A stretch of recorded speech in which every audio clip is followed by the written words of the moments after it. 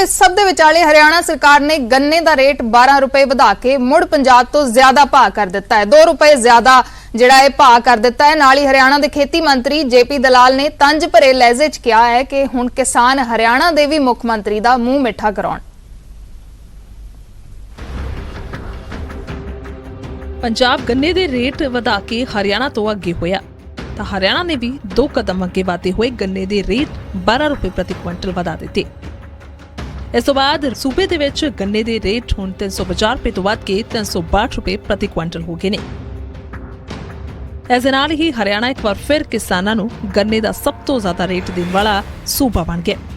दरअसल पंजाब दे विच किसानां दे प्रदर्शन के बाद कैप्टन सरकार ने गन्ने के रेटां दे विच 50 रुपए का वाधा कीता सी, जिस तो बाद पंजाब दे विच गन्ने के रेट हरियाणा तो भी ज्यादा हो गए। किसानां ने कैप्टन नूं इस खुशी दे विच लड्डू भी खवाया सी। हुण जदों हरियाणा ने भी रेट वधा दित्ते ने तां सूबे दे खेतीबाड़ी मंत्री JP दलाल दा कहना है कि किसानां नूं मुख मंत्री मनोहर लाल दा मूँह मिठा करवाउणा चाहीदा।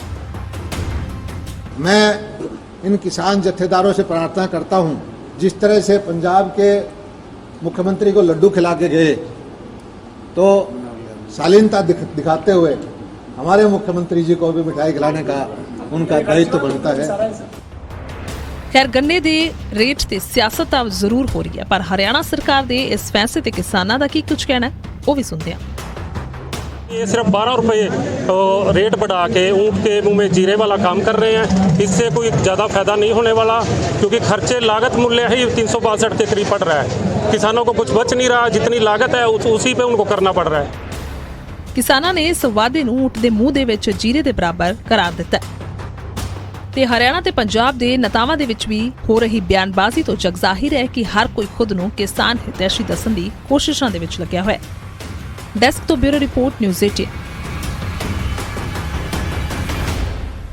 ਤੇ ਉਧਰ ਜਲਿਆਂਵਾਲਾ ਬਾਗ ਦੇ ਨਵੀਨੀਕਰਨ ਨੂੰ ਲੈ ਕੇ ਲਗਾਤਾਰ ਪ੍ਰਦਰਸ਼ਨ ਹੋ ਰਹੇ ਨੇ, ਲਗਾਤਾਰ ਵਿਰੋਧ ਹੋ ਰਿਹਾ ਤੇ ਇਸ ਨੂੰ ਲੈ ਕੇ ਹੁਣ ਜਲਿਆਂਵਾਲਾ ਬਾਗ ਦੀ ਹਦੂਦ ਦੇ ਅੰਦਰ धारा 144 लागू कर दी गई है। अमृतसर के DC ने यह हुक्म जारी किए ने। जलियांवाला बाग की हदूद दे विच धरने प्रदर्शन ते रोक ला दी गई है ते 5 तो वध लोकां दे इकट्ठे होण ते भी रोक लगा दी गई है। शहीदां दे परिवारां दी कमेटी ने रोस जताया है। 144 के बावजूद शांतमई विरोध नहीं रुकेगा, यह कमेटी का कहना है। शहीदी अस्थान के नवीनीकरण का लगातार विरोध किया जा रहा है। 28 अगस्त को नवीनीकरण मगरों लोगों के लिए जलियांवाला बाग खोलिया गया सी ते इस दे नवीनीकरण के उत्ते लगातार सवाल चुके जा रहे हैं ते जिहड़ी शहीदां दे परिवारां दी कमेटी है उसने भी रोस जताया है, उसने भी विरोध किया है ते भी कहा है कि धारा 144 लगन के बावजूद भी शांतमई जिहड़ा रोस है वह जताया जाता रहेगा, शांतमई विरोध किया जाता रहेगा। जलियांवाला बाग की हद के अंदर धारा 144 लागू कर दी गई है। किसी भी तरह के धरने प्रदर्शन ते रोक है ते 5 तो वध लोकां दे इकट्ठे होण ते भी रोक है। इतिहास चली जाइए 102 साल पिछे 13 अप्रैल 1919 ਨੂੰ ਵੀ जनरल डायर ਦੇ गवर्नर अडवायर ने ਇਹੋ ਕੰਮ ਕੀਤਾ ਸੀ, ਕਾਲੀ ਕਰਤੂਤ ਕੀਤੀ ਸੀ ਵੀ 144 ਧਾਰਾ ਲਾਈ ਸੀ ਕਿ ਰੌਲਟ ਐਕਟ ਦੇ ਗੇਜ। ਅੱਜ ਅਸੀਂ ਜਿਹੜਾ ਹੈ ਆਪਣੀ ਸਰਕਾਰ ਤੋਂ ਸਿਰਫ ਇੰਨੀ ਮੰਗ ਕੀਤੀ ਹੈ ਕਿ ਵੀ ਸਾਡੀ ਜਿਹੜੀਆਂ ਪੁਰਾਣੀ ਵਿਰਾਸਤਾਂ ਚੀਜ਼ਾਂ ਹੈ ਉਹਨੂੰ ਨਾ ਢਾਇਆ ਜਾਵੇ, ਉਹਨੂੰ ਮੁਰੰਮਤ ਕੀਤੀ ਜਾਵੇ। ਤੇ ਜੇ ਲੋਕਤੰਤਰ ਦੇ ਵਿੱਚ 75 ਸਾਲ ਦੀ ਆਜ਼ਾਦੀ ਤੋਂ ਬਾਅਦ ਵੀ ਜੇ ਆਪਣਾ ਪੱਖ ਰੱਖਣ ਲਈ इजाजत नहीं दी जाती तो इस तो वड्डी होर शर्मनाक की गल होई। इसे खबर ते होर जानकारी दे लई साडे सहयोगी राजीव शर्मा अमृतसर तो जुड़ गए ने।